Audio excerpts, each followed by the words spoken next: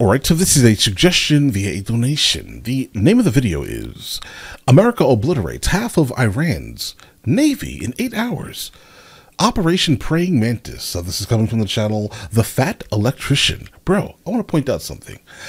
Your channel's name is absolutely phenomenal. Absolutely.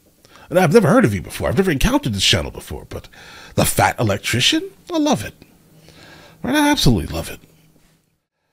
But let's check it out. Let's see where this takes us, guys. Yes, the time that the U.S. Navy got upset and destroyed half of Iran's entire naval fleet in a single 8-hour workday. Today we're talking about Operation Praying Mantis. But real quick, this video is sponsored by Zydax Custom Gaming PCs. They are all built right here in America with American-based tech support and a lifetime warranty. It's the computer that I use and the one that I would recommend. I'll have them linked down below if you want to check them out. Let's get to this video. All right, important background info. 1980, Iraq decided to invade Iran. Why? Don't really care. Not pertinent to the story. However, at the end of that war... Wait, what happened? Wait, hold the phone, buddy. You're talking very fast, sir. Let me go ahead and do this a little bit, and let's check this out. Info. 1980, Iraq decided to invade Iran. Why? Iran. I don't really care. Not pertinent to the story. However, Noted. At the end of that war, Iran decides, hey, we're going to pull a page out of the old Art of War by Sun Tzu. We're going to cut off the enemy supply lines, deprive the enemy of nice things. It's going to work out great. Iraq's got a weak navy. We're going to wipe out their navy, and then every time they send out an oil tanker through the Persian Gulf, we're going to blow that up. So they can't sell any liquid dinosaur. They can't make any money. They go broke. We win the war. Hooray. It's a solid plan. So they do exactly that. Then Kuwait comes out of left field, and they're like, hey, we've been financially backing Iraq through this entire war for the past 7 years. We need to make sure they win so we can get our money back. So we're going to go ahead and let Iraq use our oil tankers to export oil. So Iran is like, well, that's an easy problem to solve. I'll just blow up all the Kuwaiti oil tankers as well, which is exactly what they do. But here's mandatory. The catch. Kuwait at this point in time is like the one major exporter of oil that wasn't really part of OPEC, meaning that they were selling oil on the global market significantly cheaper than everybody else, driving down the entire oil market. And now that their oil tankers are getting blown up as well, it means that Kuwait can no longer sell oil on the cheap, meaning that Iran has now inadvertently committed the cardinal sin of the late 20th century, raising gas prices. Now the entire Western world looks over at the Persian Gulf like the f***. Right. How dare you? The ghost of Sun Tzu's sitting there shaking his head like that's the one exception. I would have messed with any supply line except for that one because we all know what happens next. Oh yeah, we're coming. Yeah, it's mandatory. Listen. Yeah, America then proceeds to assemble the largest naval convoy operation since World War II, send them into the Persian Gulf to protect Kuwaiti oil tankers. It is at this moment that Iran should have been like, well, that's unfortunate, time to figure out plan B because this obviously is not going to work out. However, they decide that they're going to double down. What they're going to do is they're going to take a bunch of magnetic underwater mines and they're just going to spread them out all over the Persian Gulf in international waters, and that's not going to have any consequences. Bro, please don't tell me you did this for real. If you did this, okay. At all. So fast forward, April 14th, 1988, the USS Samuel B. Roberts, a guided missile frigate, which is basically brand new at this point. This is like its first big operation, is out there escorting a Kuwaiti oil tanker, and it runs into a minefield, hits a mine, blows up the keel of the ship. The keel is this bottom part right here. It like supports and stabilizes the structure of the entire ship. And it gets blown completely in half. At this point, the only thing holding this boat together is the actual... Is it a boat or a ship? Deck. 1 second, everything's fine. The next second, there's a 15-foot wide hole in the bottom of your ship. Everything's on fire and water is rushing in. The USS Samuel B. Roberts took on half of its weight in water in the first minute. This is a catastrophic amount of damage that would sink 99% of ships, but as fate would have it, the crew of the USS Samuel B. Roberts had already been winning competitions for having the best damage control crew in the Navy. So the entire crew gets to work. They're putting out fires. They're plugging holes. They're literally cinching the hull together with steel cables, trying to stabilize it because the only thing holding it together is a deck at this point. Over the course of the next 5 hours, the entire crew fights their ass off and somehow manages to get the situation under control and limp the ship all the way back to Dubai where they can get it to a port. And the most incredible part of all of it,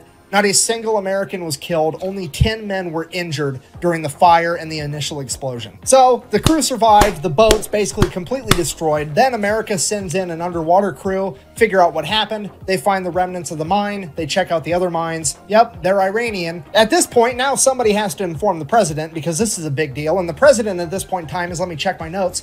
Bro, what year did this happen?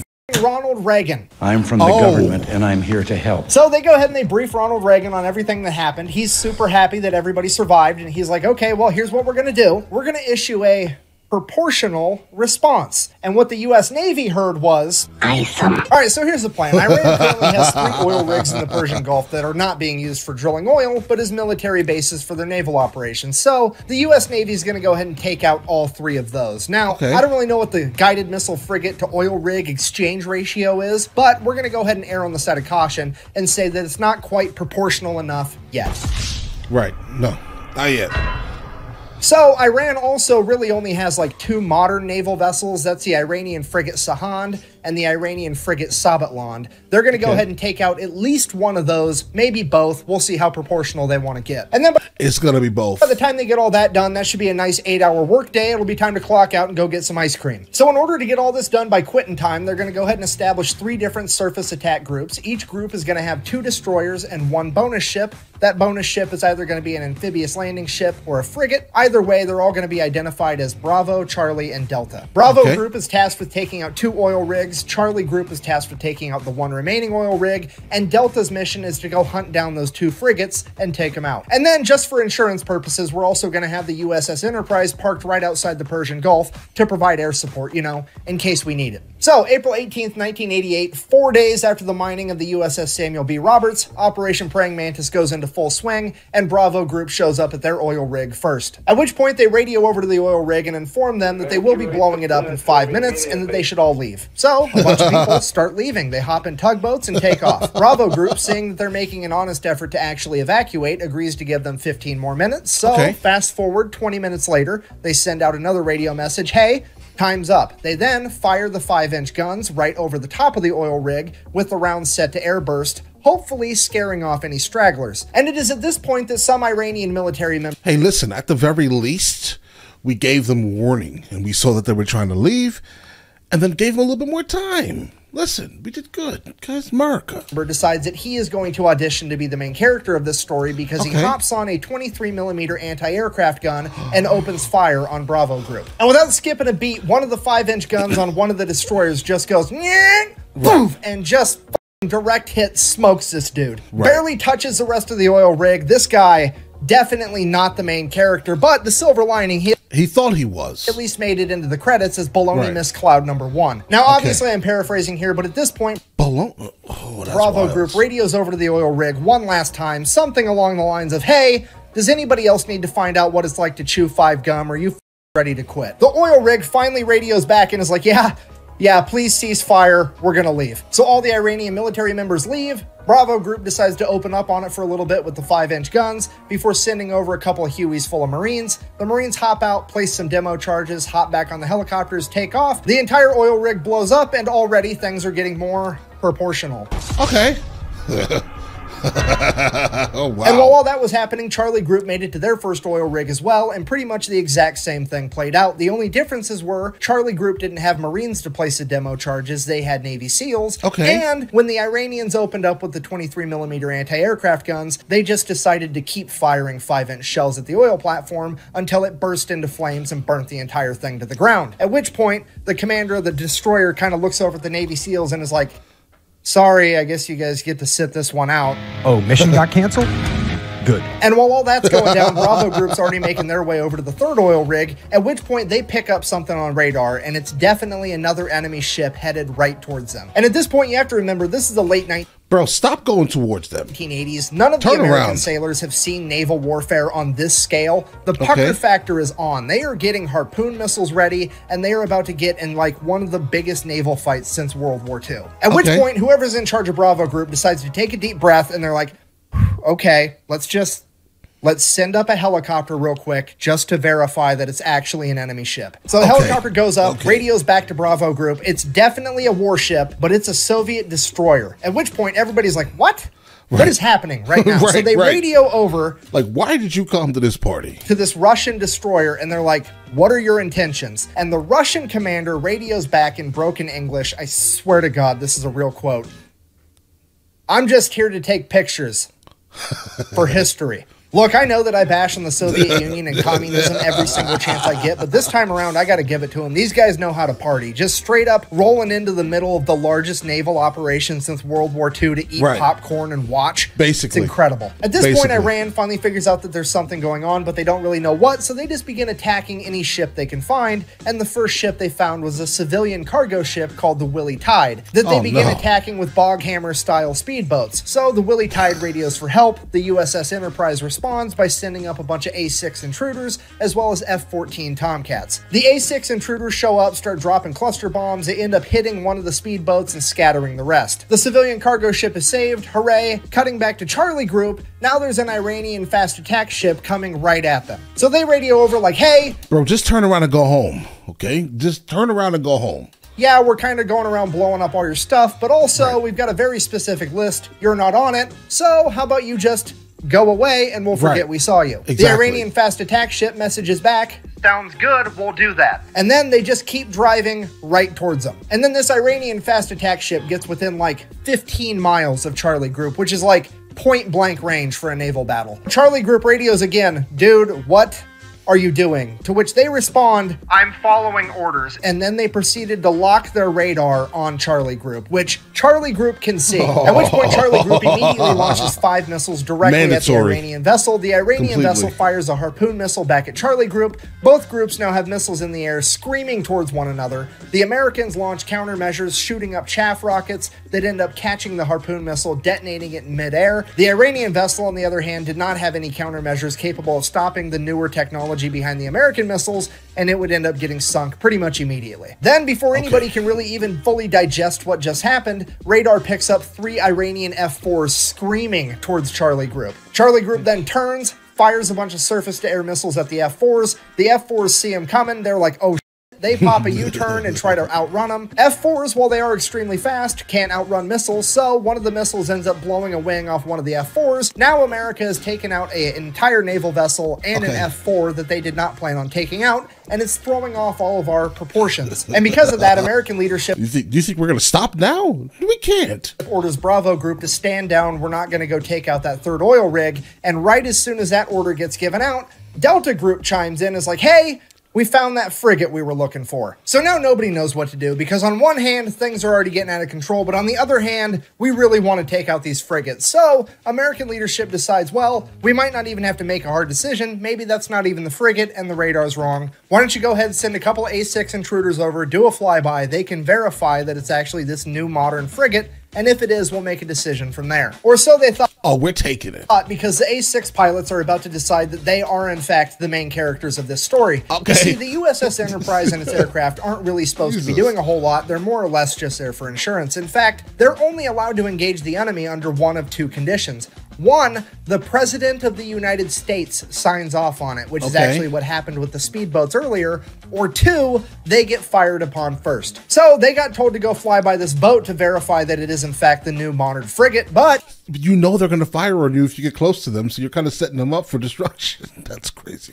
They didn't get told how to fly by the boat, so they drop down 50 feet above the water and just gun it, and they buzz the entire ship. So the ship opens fire with its AA guns, but these planes are so low to the water, the AA guns can't actually aim down low enough, so all the anti-aircraft fire goes right over the top of them. They continue to stay low enough till they get out of anti-aircraft gun range, and then they pull up, at which point the ship launches a bunch of surface-to-air missiles at them. They drop chaff as a countermeasure, takes care of those, no big deal. They then go around, do a U-turn, send a radio message to this frigate, I'm going to sink you now, which they can now legally do because... Was that the actual message? If so, oh my. Remember, the ship fired on them first. You fell victim to one of the classic You see? So the A6 fires an anti-ship harpoon missile, and the second they pull the trigger on that, the fire control team from the USS Enterprise is like, what the f*** are you doing? We're not supposed to be killing things yet. And the A6s are like, look, they fired at us first. Them's the rules. And the USS Enterprise is like, holy shit, okay, I guess. Let him have it. Then the harpoon missile finally makes impact. It's a bullseye. The A6s do a U-turn, go, drop another 500-pound laser-guided bomb right through the deck of this frigate, fly past it, do another U-turn, come back, drop a 1,000-pound bomb on it. Then they radio over to the Enterprise and like, yeah, it's definitely gonna sink. We're gonna head back. So the A6s take off, headed back to the It's lunchtime. I gotta go eat. Enterprise, and like 5 minutes later, Delta Group shows up with their warships and begin firing on the already sinking frigate. They hit the magazine, the frigate explodes, rapidly sinks to the ocean floor. At this point, naval leadership is like, okay, Jesus Christ, everybody stop killing things. We need to figure out what all happened. We got to keep this proportional. Remember. Nothing about this day was proportional, guys. Nothing at all. Like, did you expect for Iran to just be like, you know what? You're doing all of this. I'm going to stop throwing things at you. Right? No. It's pride now. It's absolutely pride. So they start radioing back and forth. Everybody's figuring out what everybody did, if anybody's hurt, what's going on, the whole story. And then as the A6s are making their way back to the USS Enterprise, guess what they happen to fly past? What? The other modern frigate. So now the entire U.S. Navy's looking at this last frigate like SpongeBob looking at a jug of water. I don't need it. Don't do nothing. I don't need it. Don't do nothing. I need it. But also, like, realistically speaking, the A6s are pretty much out of ammunition. The only thing they have left are 2,000-pound bombs, and those just aren't going to be enough by themselves without a harpoon missile to take down this ship anyways, so they really are just going to fly by and verify that it's the modern frigate. So the A6 intruders go ahead, they do their flyby. It is in fact the new frigate that they thought it was, and it does in fact open fire on the A6s. A6s make it out completely unscathed, at which point they pop a U-turn, and one of the A6 pilots is like, It's the bullseye womp rats in my T-16 back home. So the A6 pulls up, gaining altitude, and then dives down, aims its nose right at the frigate at like a 35-degree angle. They're doing a good old-fashioned dive bombing run like it's fucking World War II. The AA guns start firing. There's bullets whizzing past the plane, but they're committed now. They're closing in, closing in. The bombardier behind the pilot lets the pilot know, hey, I'm locked on. At which point, bombs away, the pilot pulls up, and the bomb goes right down the smokestack of this boat, blows up, completely destroying the entire engine room. That frigate is now dead in the water with no power. The A6s go ahead and radio in that they have completely disabled this frigate, at which point the American leadership calls a complete ceasefire. They're going to go ahead and let that frigate survive, get towed off, potentially be repaired. With the US Navy having effectively disabled or destroyed over half of Iran's functioning navy, the US military decides to call it a good day, ends Operation Praying Mantis. We all get to live happily ever after. Except later that night, Iran decided that they wanted to fight a little bit more, and they launched a bunch of Silkworm anti-ship missiles at American vessels. Luckily, no American vessels were actually hit. However, this is now a huge political problem because America has been mad at the fact that Iran even had Silkworm missiles for years at this point, and the American government has made it very clear to Iran that if they ever used them, they would be going to war with America. Period. That's set in stone. So the Reagan administration, not wanting to kick off World War III in the 1980s, reaches out to the Iranian government and is like, here's what's going to happen. You're going to go ahead and admit that that was an accident. I'm going to sweep it under the rug, and we're never going to talk about it again. Because if this makes headline news and the American people find out, I'm going to have to get real proportional around here. So Iran's like, okay, fine, whatever. It was an accident. Let's sweep that whole thing under the rug. But I am still going to... The whole day was an accident. The whole day. All of which is... take America to international court to try to prove that it was a war crime to take out my oil rigs. That way I can get reparations and make America pay for it. So they go to international court, they lay out the case. The international court is looking at America like, okay, well, first of all, you're the fraction people. I don't know how you think that this is proportional, but it definitely wasn't. Second of all, according to the Amity Act, you absolutely should not have attacked their oil rigs. This is probably a war crime. At which point the representative for America is like, well, actually, if you read the Amity Treaty between Iran and the United States, it only talks about ships and boats. It don't say shit about oil rigs, meaning I wasn't obligated to not attack those oil rigs. At which point the court is... Hey, listen, well played. Like, hold on. Hold on. Right. Hold on. Right. Right. He's right, son of a bitch. Okay, well, I guess America's innocent, because I've said it once and I'll say it again. It's never a war crime the first time. And now for the best part of the What entire happened? story. America now proceeds to go over to Dubai, pick up what's left of the USS Samuel B. Roberts, tow it all the way back to Maine, then take the ship out of the water, get it in dry dock, cut out the entire damaged section of the ship, including the engine compartment, build another module to fit in its place. This thing weighs like 300 tons. They jack it up, weld it right where it's at, get everything rehooked up, reconnected. This boat is back out on the ocean 1 year later on April 1st, 1989. It then goes on to get recommissioned and serves in the Navy until 2015. I mean, playing Battleship against America's gotta suck, right? Like, haha, I've sunk your frigate, and America's like, first of all, no you didn't. Second of all, f your entire Navy as it picks up your board and just throws it at the wall. So in conclusion, if you do ever find yourself being the leader of a foreign nation one day, the best advice that I can possibly give you is A, do whatever you can to not raise gas prices, and B, whatever you do not f with America's boats. We do not like that shit. Thank you for watching. Okay, Best way to support the channel is like, comment, subscribe, maybe go buy some merch at thefatelectrician.com. Quack bang, out. Okay, is this something that he does? This is like his thing. I've never encountered it before. But his level of storytelling ability is absolutely intriguing. He instantly sucked me in with his overall everything. Everything sucked me in. I just didn't know what to do. I was just like, whoa, you're just bombarding me with amazing information about history and military stuff and gigantic weapons. Guys, this is great, right? Absolutely. Please invite me to listen to or check out your favorite ones from him. What is this next one here? USS No-Go, America's invincible concrete battleship.